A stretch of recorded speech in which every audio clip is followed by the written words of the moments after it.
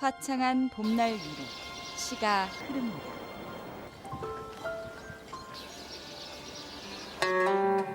점자층 펼치니 완류 쏟아진다. 놀란 가슴을 쓸어내리며 기타 반주에 맞춰 멋들어지게 시 한 구절을 뽑아내는 한 사람. 들려온다. 그의 목소리로 주변 이들의 가슴을 따뜻하게 적셔주는 오늘의 주인공, 시인 송병걸입니다.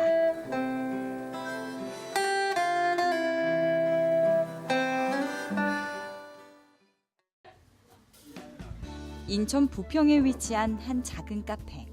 매주 토요일이면 어김없이 이곳에서 손병걸 씨를 볼 수 있다. 같은 장소, 같은 시간, 기타를 잡고 마이크 앞에 앉은 지도 벌써 1년이 흘렀다.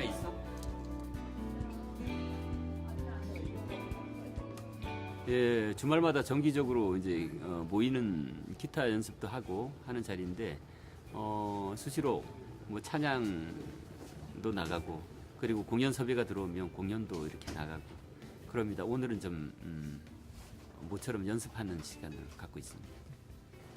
기타를 필두해서 일종의 문화놀이처럼 그리고 그 재능 기부도 많이 하고 합니다. 여기저기. 제법 능숙하게 음을 잡아가는 그는 시각장애인이다. 세상과 더욱 적극적으로 소통하고 싶어 선택한 공연. 오랜만에 지인들과 호흡을 맞춰보는 손병걸 씨. 카페 안으로 흥겨운 리듬이 울려 퍼진다.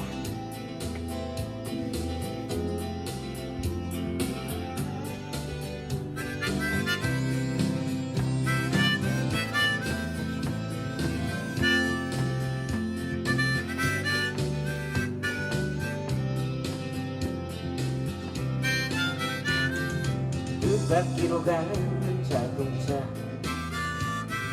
쇠바퀴로 나는 자전거 물속으로 나는 그의 연주가 카페를 가득 채운다. 하늘로 나는 돌담배 복잡하고 한동안 세상 위로 오늘도 해도 화려하지 않지만 경쾌한 리듬이 보는 이들마저 즐겁게 하는데 손끝으로 한음 한음 만들어가는 손병걸 씨. 끝바퀴로 가는 자전거 남자처럼 멋진 여자 가방 없이 학교 가 기타를 두드리는 그의 솜씨가 시각장애인이란 사실을 잊을 만큼 여유롭고 수준급이다.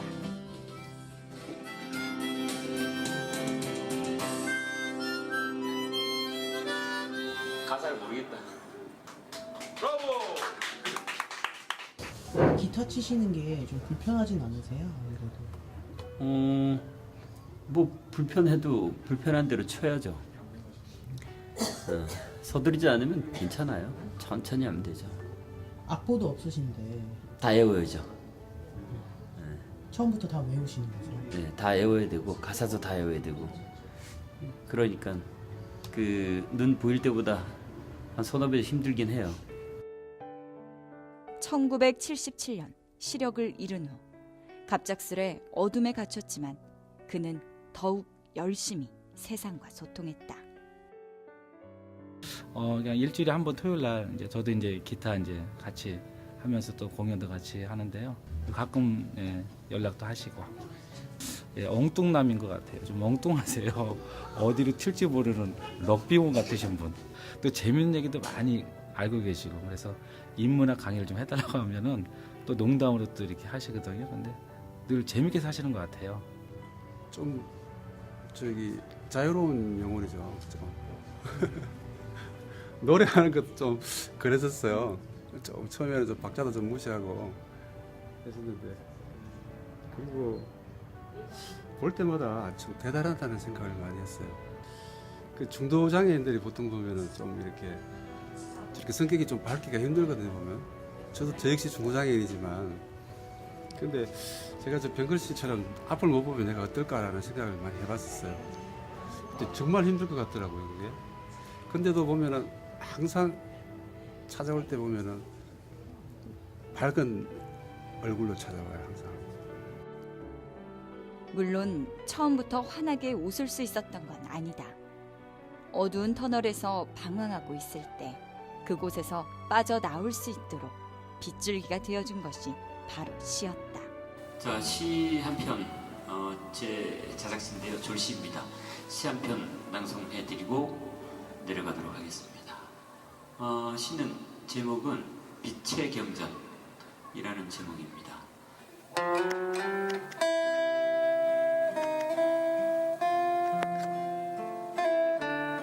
빛의 경전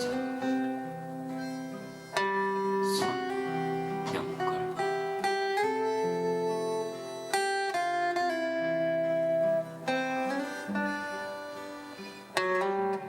점자책을 펼치게 완류 쏟아진다. 놀란 가슴을 쓸어내리며 흩어진 점자를 더듬어 가는데 들려온다. 별들의 이야기.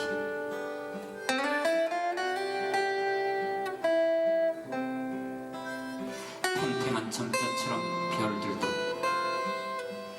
광활한 우주 속에서 제 자리를 지키며 빛나고 있기에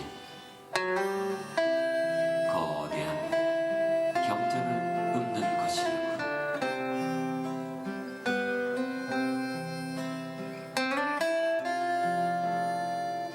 아무도 찾지 않는 어둠 속 비루한 생활의 문을 열고 한 발짝 한 발짝 내딛는 삶이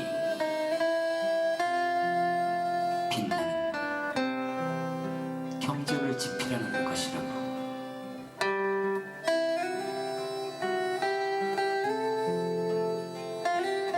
밤새 소근대는 별들을 따라 걷다 보니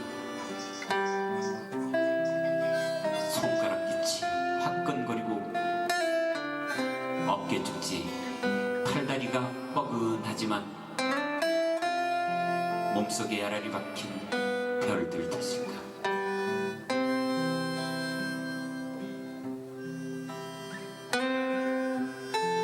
창문 너머 별빛 점자를 찍어가는 가파른 새벽 발소리, 맨홀 속 은하수 물소리도 환하다.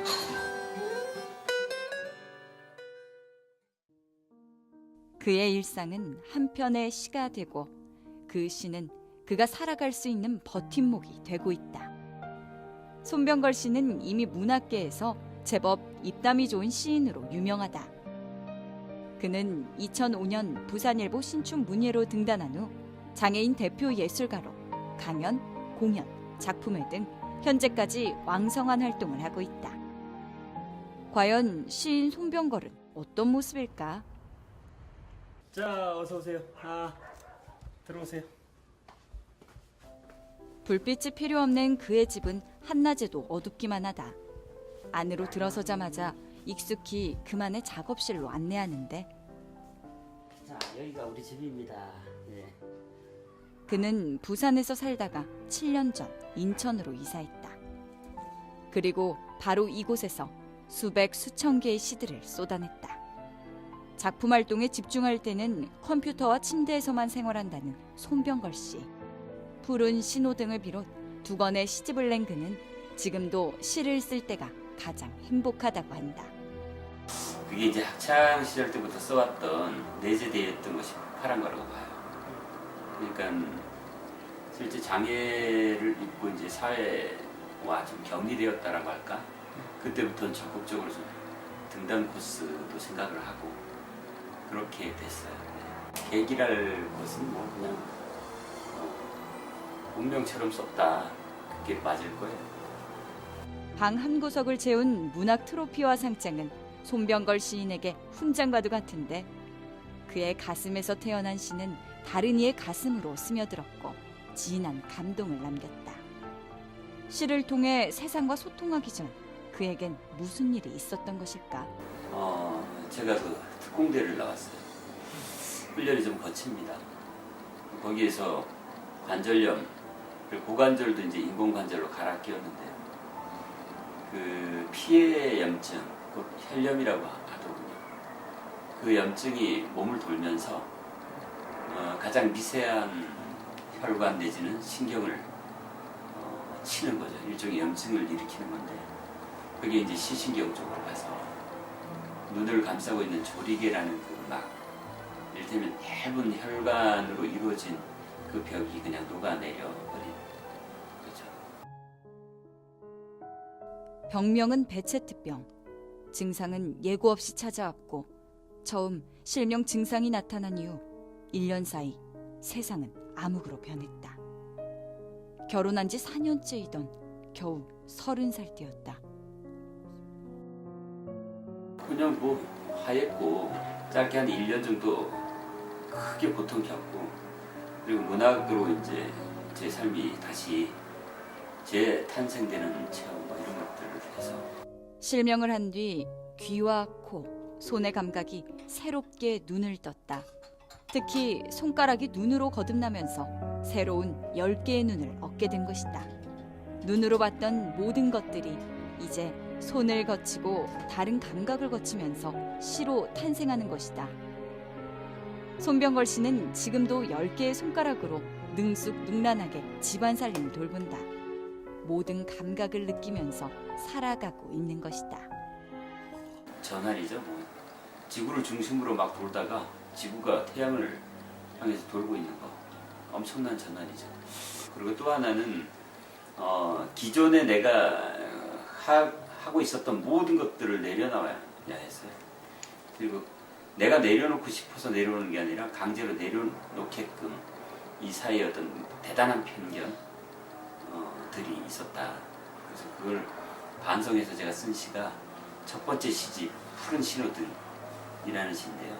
시각장애인을 만났던, 그러니까 내가 눈이 멀쩡했을 때 만났던 체험, 그게 첫 번째 시집의 표제작으로 푸른 신호등이라는 시입니다. 그런 상황이 저한테 오리라고는 뭐 상상도 못했죠.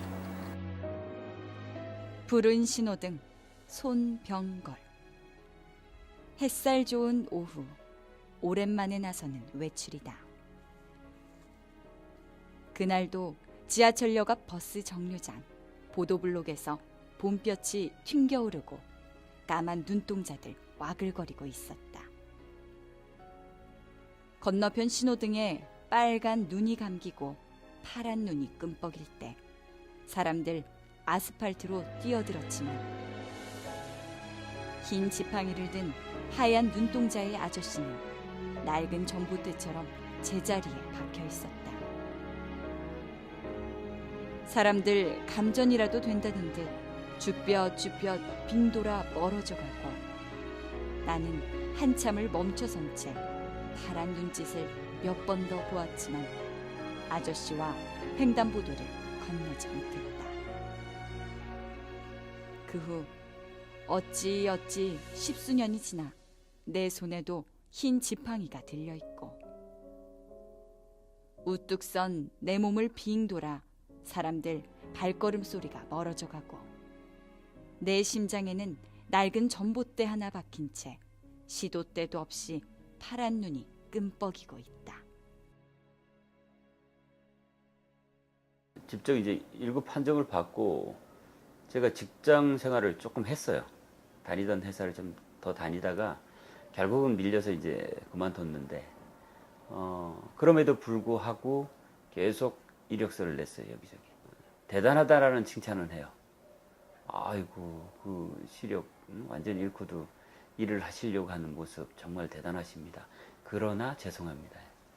이게 이제 엄청난 거거든요. 처음부터 안 된다는 인식이 아니라 대단함으로 안 되는 거야. 이게 말이 안 되는 대상을 아무것도 할 수 없는 불쌍한 사람으로 이렇게 본다는 것이 이 사회에 아주 엄청난 그 무게로, 편견의 무게로 저를 짓누르더라고요. 1차적으로 시는 나를 치유했다고 봐요. 그리고 나를 통해서 다른 누군가 위로받고 그리고 잠시나마 그 편안함, 안락함 그 정도 느낀다라면 내가 할 수 있는 그 최선의 길로 지금 잘 가고 있다라고 생각을 합니다.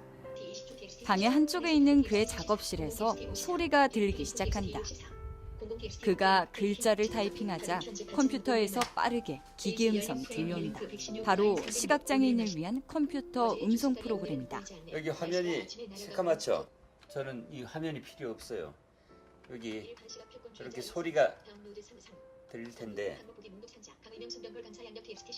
이 컴퓨터 내에 시각장애인용 화면 낭독 프로그램이 있어요. 그거를 이제 본체에 깔아갖고 쓰죠. 컴퓨터에 관한 시를 내가 하나 쓴 게 있어요. 봐요. 공, 비어있다, 비르공, 비어있다는 뜻인데 눈을 뜨고는 이제 알 수 없는 말, 단연코 볼 수 없는 말, 시각장애인용 화면 낭독 프로그램 이야기다. 이 딱 내가 쓰는 이 작업에 어울리는 시예요. 이렇게 치는 거죠. 어둠 속에서 한자 한자 써내려가는 희망. 그는 속사포처럼 쏟아지는 음성을 한자도 놓치지 않는다. 그렇게 모든 감각이 동원돼 그의 시가 탄생되는 것이다.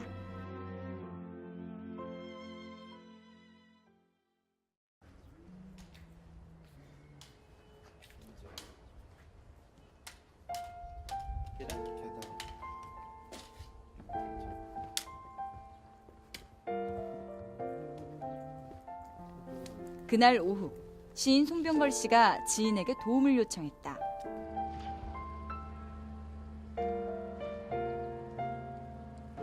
어느새 성큼 다가온 봄, 따사로운 햇살의 위치부터 더듬어 보는데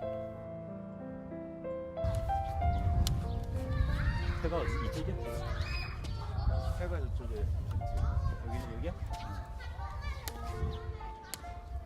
해를 정면으로. 철쭉 폈다 철쭉. 철쭉? 한번 만져보자. 이거 숙여야 되는데? 그래? 많이 숙여야 돼? 혹독한 겨울을 이겨내고 화사한 봄을 맞이한 꽃들.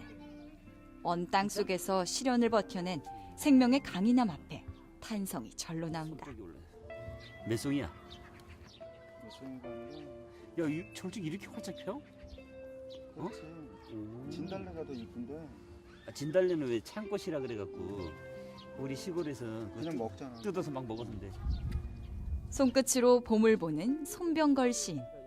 10개의 눈동자가 어느 때보다 바쁘게 움직이는데 그는 이처럼 늘 주변에서 시상을 찾고 만난다. 손병걸 시인은 지금 모든 감각을 열어 봄을 느끼고 새록새록 떠오른 추억까지 끄집어낸다. 그 소나무가 그 침엽수잖아. 잎이 5잎이 나고 전나무인가 그래 잣나무일 거야. 잣나무가 잎이 2개야.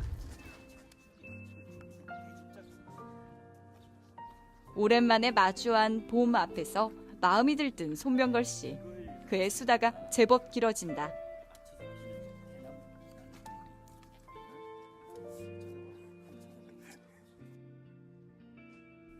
그도 봄꽃들처럼 끝날 것 같지 않은 혹독한 겨울을 보냈다. 하지만 날카로운 시련을 이겨낸 자만이 화사한 봄을 맞이할 수 있는 것처럼 어둠 속에서 버티며 봄을 만들어냈다. 그리고 어느새 깨달았다. 고난을 넘어선 사람, 그 자체가 화사한 봄이라는 것을. 지금 5월의 봄꽃들처럼 말이다. 오줌 가지고 막 그러니까 여기 앉아. 오른쪽 왼쪽. 친구랑 거기 기타 연습하고 뭐 노래 연습하고 공연 연습하고 날씨가 워낙 좋아서 좀 앉아서 좀 얘기 좀 나누고 가자라고 한 거고 조금 봄의 기운 그런 것들을 좀 챙겨서 이 4월 가기 전에 시 한 편 어떻게 건져볼까 하고 좀 앉았어요 잠깐. 어느새 동네 꼬마들이 그의 곁에 자리 잡았다. 너 몇 학년이야? 2학년. 대학교 2학년? 초등학교 2학년. 시 좋아해? 네? 시 좋아해? 시가 뭐예요? 시가 뭐예요? 시 쓰는 거 몰라? 시 쓰는 거 몰라? 느닷없이 찾아온 인연 역시 그에겐 시가 된다. 생활 속에서 어떻고요? 이렇게 불쑥불쑥 시가 이렇게 밀려 들어옵니다. 그럼 그때 좀 챙겨서 계속 그 생각을 머릿속에 담아서 이리 궁글리고 저리 궁글리고 그러면서 한 편의 시들을 이렇게 만들어내는 거죠. 시상이 떠오르시면 주로 어떻게 기록하세요? 지금은 뭐 전화기에다가 메모를 직접 문자로 이렇게 기록을 해두는 편이에요. 매 순간의 감정과 시상을 놓치지 않는 손병걸 시. 오늘은 어떤 시상이 그의 머릿속을 맴돌고 있을까? 무덤에서 전 냄새가 풍기고 있다. 무덤은 이제 죽음이잖아. 근데 죽음인데, 그러니까 죽음이 반드시 죽은 게 아니라 그 죽음이 후손에게 뭔가 전해주는 새로운 그 젖 같은이 아니고 젖 같은. 이게 욕 같다, 맞지? 그러니까 매 순간순간이 모든 것이 시가 되는 그에게 그냥 스쳐 지나가는 것은 없다. 쉼없이 읽고 쓰고 그렇게 시인으로서 10년을 달려왔다. 놀랍죠, 항상. 보통 이제 시를 이렇게 사람들이 이렇게 쓰거나 그러면 뭐 언어만 가지고 쓰는 사람들도 있을 것이고, 막 요즘에는 시들이 하도 막 그러니까. 근데 손신 이렇게 시를 이렇게 보면 그냥 삶이 그냥 거기에 완전히 녹아 있는 것 같아가지고 처음에는 뭐 보이는 게 없으니까 겁이 없겠구나 이렇게 생각했죠. 아무튼 처음에 만났는데 처음 본 거는 이제 손신은 나를 못 보고 나는 이제 같이 봤는데 그때는 이제 잠깐 그냥 노래 같이 부르고 그런 정도 있고 서로 이름도 모르다가 작가에 대해서 봤거든요. 작년에 좀 본격적으로 많이 만나게 되죠. 술도 많이 먹고 매일 만난다, 매일. 병거리는 제가 생활 이렇게 느꼈을 때는 좀 속이 깊고 굉장히 하여튼 좋은 거는 다 가졌다고 생각해요. 성질은 어떨지 꺼내보지 않아서 잘 모르겠는데 끝끝내 감춰가야지. 끝끝내 감춰둬야지. 아무튼 굉장히 따뜻하고 너는 내 속을 모를지. 진지하고 그다음에 항상 그게 있어요. 그 정이라는 거 그걸 항상 생각하고 사는 친구 같아서 너무 제가 옆에서 많이 배우고 있어요. 그는 시를 통해서 세상과 소통하려 한다. 그리고 그의 시를 통해 고통 속에 있는 또 다른 이가 희망을 찾고 세상으로 나오길 소망한다. 그래서 손병걸 시인은 오늘도 어둠 속에서 시를 쓴다. 나는 10개의 눈동자를 가졌다. 직접 보지 않으면 믿지 않고 살아왔다. 시력을 잃어버린 순간까지 두 눈동자를 빌렸다. 눈동자는 쪼그라들어가고 부딪히고 넘어질 때마다 두 손으로 바닥을 더듬었는데 진물은 손가락 끝에서 뜬금없이 열리는 눈동자. 그즘 나는 확인하지 않아도 믿는 여유를 배웠다.